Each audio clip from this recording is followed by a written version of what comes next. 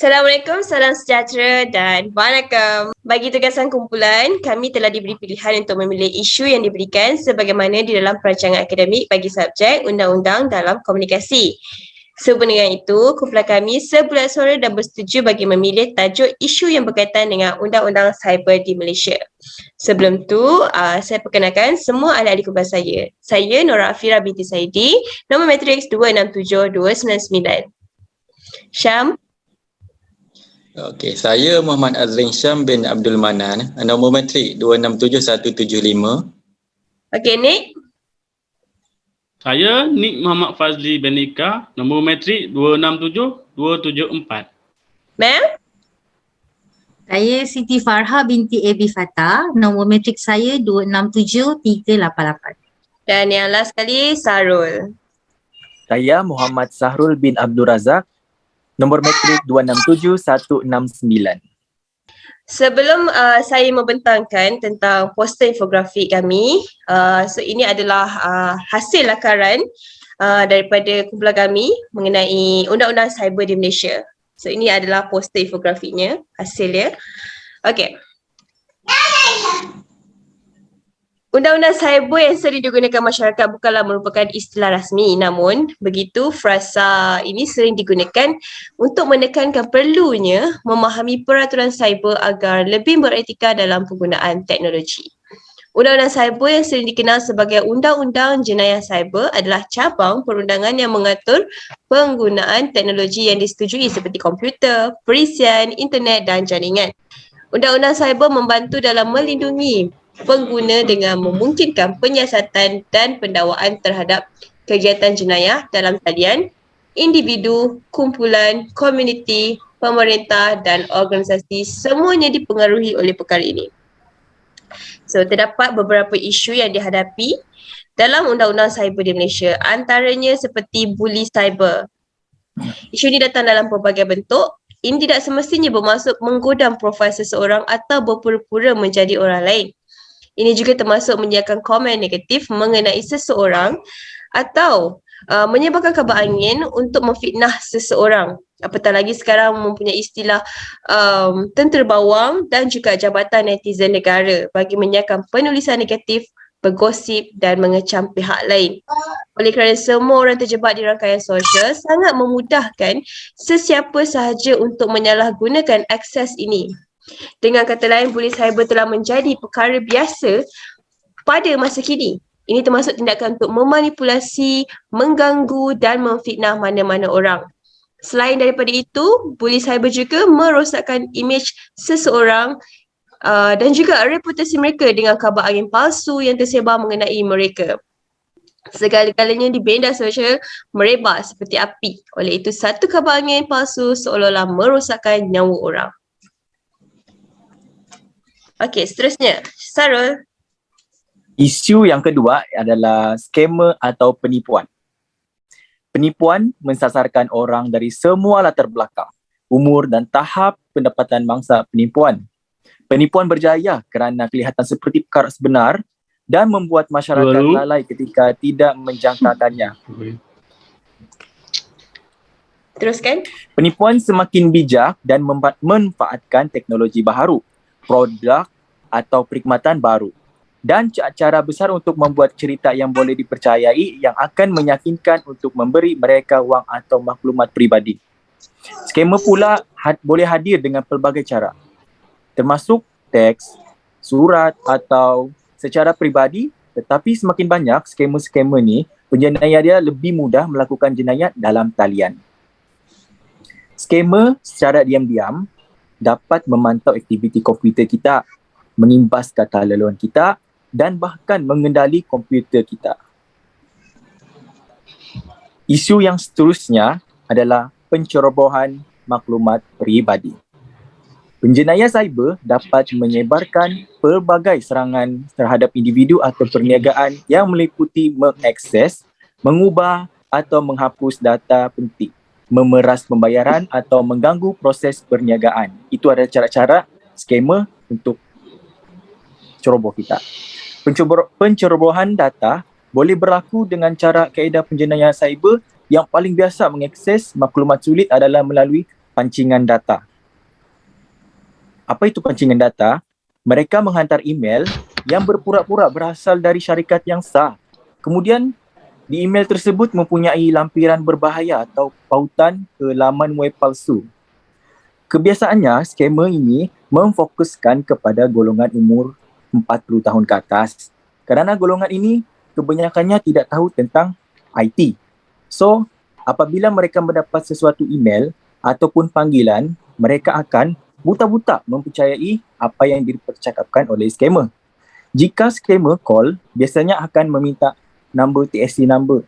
TSC number yang kononnya untuk membuat pindaan duit semata-mata. Padahal skamer hendak mencuri duit saja. Oleh itu, janganlah kita sesuka hati mendedahkan 6 digit nombor TSC kita kepada orang yang tidak kita kenali. Okey, seterusnya saya serahkan dengan Syam. Okey, antara langkah penyelesaian terhadap isu-isu tersebut adalah yang pertama dengan mewujudkan kuasa dan badan pelaksana. Jawatan kuasa akan mengoptimumkan pelbagai sumber, terutamanya kepakaran di antara agensi-agensi penguatkuasaan, mengkaji keperluan dan menilai semua undang-undang sedia ada bagi menentukan tindakan penguatkuasaan yang lebih berkesan. Sebagai contoh, pihak PDRM dan SKMM memainkan peranan penting dalam pembangunan dan pelaksanaan rangka kerja dasar, memupuk budaya kesedaran keselamatan cyber, keutamaan teknologi keselamatan cyber, peruntukan dana, program-program keselamatan cyber, penubuhan standard keselamatan cyber dan dari segi kuasa pelaksana yang terlibat. Okey, Nik. Nik. Nik.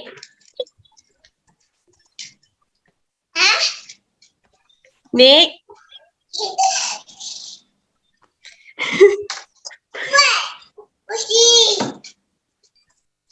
Lu? Kita dengar. Dengar? Dengar.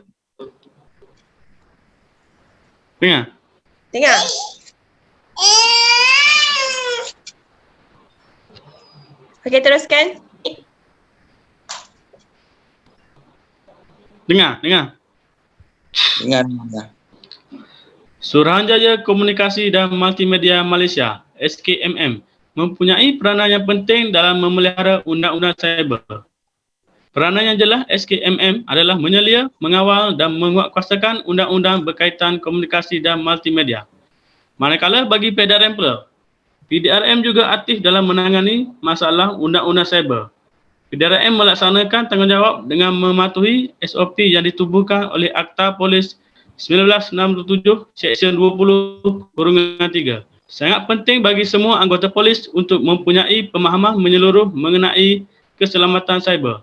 Mereka akan dapat memperluas pengetahuan mereka dalam subjek yang semakin penting ini, meningkatkan keselamatan diri dan profesional mereka. Pasukan polis akan dapat menangani ancaman digital yang semakin meningkat kepada orang ramai sekiranya semua pegawai mempunyai pemahaman asas mengenai keselamatan cyber dan pengkomputeran.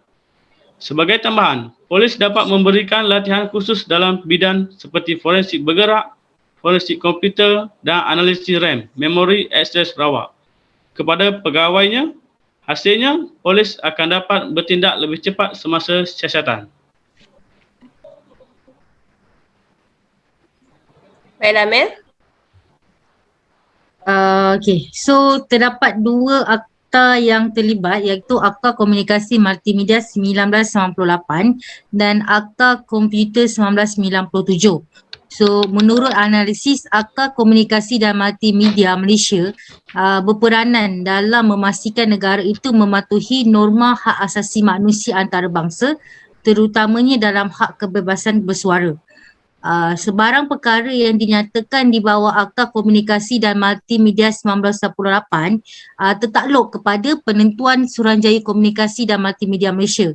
Seseorang yang gagal mendedahkan atau memberikan maklumat, bukti atau dokumen yang relevan sebagai tindak balas kepada arahan yang dikeluarkan oleh Suruhanjaya atau memberi maklumat, bukti atau mempunyai alasan untuk mempercayai bahawa palsu atau menyesatkan melakukan kesalahan, dan jika ini disabitkan kesalahan, dia boleh didenda tidak melebihi RM20,000. Undang-Undang Jenayah Komputer menangani pelbagai kesalahan jenayah yang dilakukan menggunakan komputer atau alat elektronik yang serupa. Hampir semua jenayah ni dia dilakukan dalam talian. Contoh yang boleh kita lihat yang semakin berleluasa melalui email, phone call dan macam-macam lagi.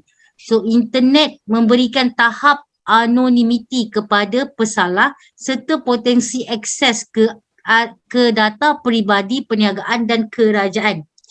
Banyak jenayah komputer yang dilakukan sebagai cara untuk mencuri wang atau maklumat berharga, walaupun keuntungan keuangan adalah tidak selalunya menjadi objektif. Okey, berdasarkan penerangan tadi, sekiranya masyarakat tahu akan undang-undang jenayah komputer, mereka tidak akan melaksanakan jenayah cyber kerana jelasnya kuasa undang-undang itu boleh dikenakan hukuman sekiranya didapati bersalah. Pihak berwajib seharusnya tegas dalam melaksanakan tugas di bawah akta tersebut. Tambahan pula pihak berkuasa seperti SKMM, PDRM dan juga SPRM mesti bekerjasama dalam pengurusan undang-undang dengan alasan komunikasi. Akta seperti Akta Komunikasi Multimedia 1998 dan juga Akta Jenayah Komputer perlu dijelaskan kepada masyarakat umum. Ini kerana sebilangan orang menyedari akta tersebut tetapi tidak menganalisis kandungan bahagian-bahagian akta tersebut. Sekian sahaja daripada kumpulan kami. Terima kasih kepada semua yang menonton pembentangan video poster infografik kumpulan kami. Terima kasih. Assalamualaikum.